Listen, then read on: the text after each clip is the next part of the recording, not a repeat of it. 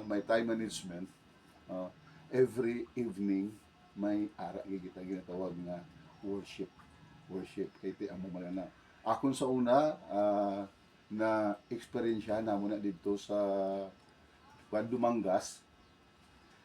Every night naga-worship kami. Tiyang dira sa piyak balay namon, may nagakwana na gambling, may gamadyong. Every nga mag-start kami, gastap na sila. Nyay, dali lang gid. Kay ang Adventist, ano ganito tawag? Worship. Ga-worship sila. Ti gastap na sila. Ti until nga ila mabalaan nga, amo na lang ang time parang mabalaan. Aton man lang niya, i-aplikar naton, no, ang karakter ni Jesus sa ila. Okay. Okay ka man sa mga amo na malagay. And then, ano pag Then ang next is about sa kanila self or Self, ako ng mga ginag-discover ko which first is or lang may decision ka nga hindi do ano bala nang do the sigar nga pag-decision do bala ka ani way ginabirigin ko ano ang punta or ano blang madulot. Okay. And ang isa pa is arblang hindi ko gusto nga for example mag-ubra ko sa akong mga project hindi ko gusto nga hilabtan kay ng kaysa ko nga producer is arblang bas ano bla nang imbis nga mapadasig mapadugay pa. Parang in other words, do hindi ko gusto or natakaan ko nga hilabtan ko kung mag-obra ko sa isa ka bagay. Okay. Actually, sa mga gabi na gid nga under ka pa sa imo nga parents, every time kung ano ang imo himuon, labi na gid sa imo nga mga research, assignment sa school, or any decision, ay baluod mo gid si mama mo kag si papa mo. Kisa may time tayo nga aton taguon mo, abi naton kaya na naton, no? Pero as a student, atong gid paminsaron nga involved ang ginikanan. Number one, involved sila sa ano? Sa imong financial. Involved sila sa imong pagkaon, foods. Involved sila sa imong tululugan, shelter. Ila pa ginakuan mo. Ila pa ginan ano pa gid involved sila kinahanglan nila nga gaan ka sang clothing kag ang lagaw sa tanan kinahanglan gaan ka gid nila sa tawag nga spiritual advice amo nang 5 ka aspeto. Ti syempre samtang no as a student kag isa ka mo kabalay sang imo mga papa tanan nga problema hindi gid mo pag itago sa ila. Pero natural na kisa kung as a student, if you are making your projects, budlay man gid kay ti labi na gid kung si mama ga panghimos o kung si papa ti abi nila karon niya kanto basura. Ti ibutang mo sa lugar nga inablang conveniente o kung for example, ay documents ko gali ni. Butang ko ni sa folder kag butangan ko sulat B nga hindi pagtanduga don't touch, no, o kung mo na bla don't touch, ibutang mo na da kay it is very important documents o kung project ko ni okay lang na amo na time management kag tapos angay gid kung may mga kuan ka kung may ginahimo ka nga mga assignment ibutang mo sa aparador o kung may butang o kung pahibaloon gid sila para nga hindi nila na siya matandog o kung hindi nila mabutang sa basurahan. Kisabaw, kami daan niya may mga edad na niya, makita nung gamunihaw nga wala ni ginakuan, wala butang niti. Ang lain lang kung nabutang sa basurahan, okay lang, kung wala pa naboy. Pero kung gindatong pagid, tapat pagid, liwat ka naman, ugtas ka, sakit sa ulo, pulaw naman. Amo na nga ang atong gid kinanlan nga pahibaloon gid kanay mama kag papa. Okay. And then it's siguro ang upcoming kung maglakat sa SIPAC Ah, wow. sa pag-school. Maayo.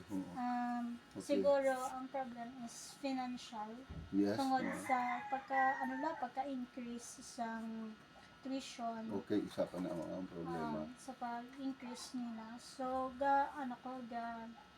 problema ko kung ano man yun ng desisyon. Before may pag-isa ko problem, which is before ko mag-decide na sa SIPAC, sila ni mama, ni papa, galalisan na sila about sa kuning ko mas school. Which is si mama gusto ya sa BCC, tungod daw libre ang tuition, wala tuition, and libre lang ang pag-school. Kag ang problema nang is ang akong monthly nga gastoson sa transportation, food, or sa akong schooling nga mga gamiton. Projects din. Tapos si Papa gusto ya sa SIPAC, miski mahal daw ang tuition, may tuition, and then hindi gid do ka bugat gid, pero gusto ya sa SIPAC daw. It's because nang do maka-grow pagid ko sa about sa spirituality ko. And so mga siya, tapos pati man sila ni tito ko gusto nila nga sa PCC, pero ang iban may sila daw kampi-kampi lang nga. Ang iban siya sa PCC para gamay lang ang gastos, and then sa piyak gusto sa SIPAC tungod sa ang situation. Akon, in good faith, ang kung mo advice, number 1, we are Seventh-day Adventist. BCC, government school, free tuition. Ang problema mo lang allowances, transportation, balon, tapos projects, may ara gina. Okay. Pero ang problema, isa hindi ka na siya manigar, may ara sa bado. I-compromise na ka na sa bado. Ang problema, amo gani na nga naninguha ang Adventist institution na makabutang diri sa CPAC sang school para sa mga Adventist. Okay lang kung almost di butang tabi kung mga 100 students sa BCC, mga faithful nga mga Adventist.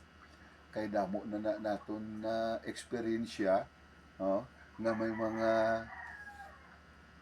Adventist nga mga student nga hindi masakit ang realidad nga gina-compromise nila. Kaya nga isa ka school dire, hindi ko lang pag-i-meet lang, government school, naghangyo ang conference, nagpadala sang sulat para nga ma-free Sabat, pero anong natabo? Hambas ang principal, ang mga Adventist din nag-eskwela na Sabado. Budlan natin request. Actually, sa mga legalidad, may ara nga ginatawag nga tawag na freedom of religion. Pero Mera. Republic Act siguro may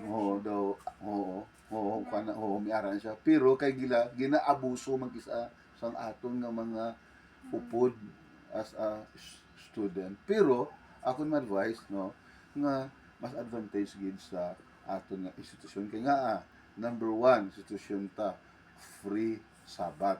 Actually, ang CPAC, kay nakamuno na manggig ka na ang CPAC, mahal, hindi mahal. Kaya nga, actually, kung dito ka sa sulod, may ara kita tawag na cottages, and then, isa pa, minus gastos dito, wala ka na sa transportasyon. Galuto lang kamo dito. Pag ang sunod pagid, ang atong spiritual life, mangin aktibo ka to sa ministry. Dito sa BCC, matravel ka pa. Dito hindi ka na matravel. Ang pollution, ang kahektek sang time, stress ka gid dito, hindi ka ma-stress. SIPAC, fresh air. Every night, may ara yang nga ginatawag yang worship. Pag bugta mo may worship, may ara yang devotional.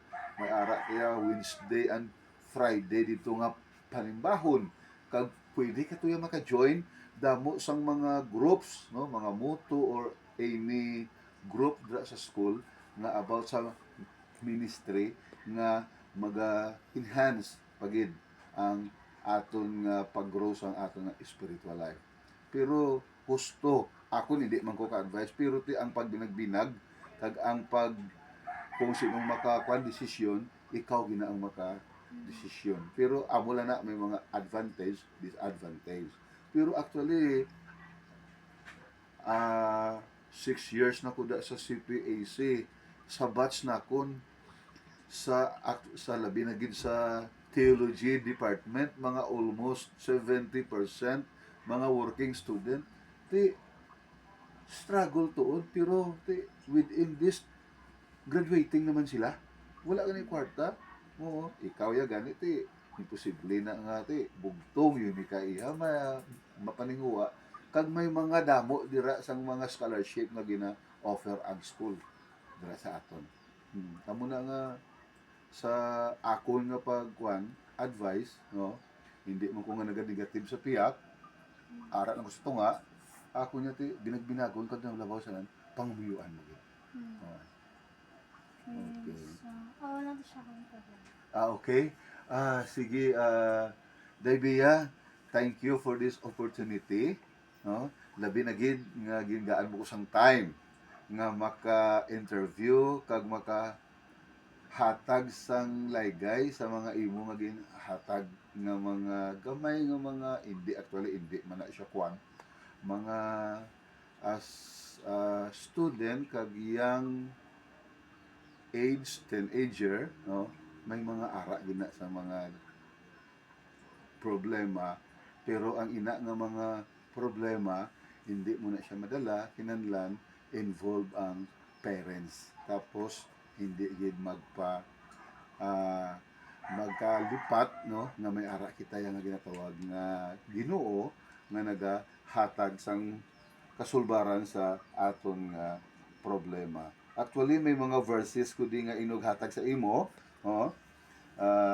In Psalms 139:22-24, search me, O God, and know my heart, see if there is any offensive in me. And in Proverbs 3:5 and 6, ano gani na? Trust in the Lord with all your heart and lean not on understanding. Actually, we can do nothing without God. Just, no, amo lang kinahanglan ginaton nga magsalig lang kita sa Ginoo. Kaya ang atong nagidya Ginoo gid, wala na sa iban. Ano man lang kita nga mga tao sa kalibutan di. Anuhon mo ang kalibutan imo, anon mo kung ikaw ang pinakaalam kung wala sang Ginoo. Nothing gina, wala gina. Importante gid ang Ginoo gid aton inahon. Okay? Thank you very much and good evening and God bless. Okay. Okay, thank you again.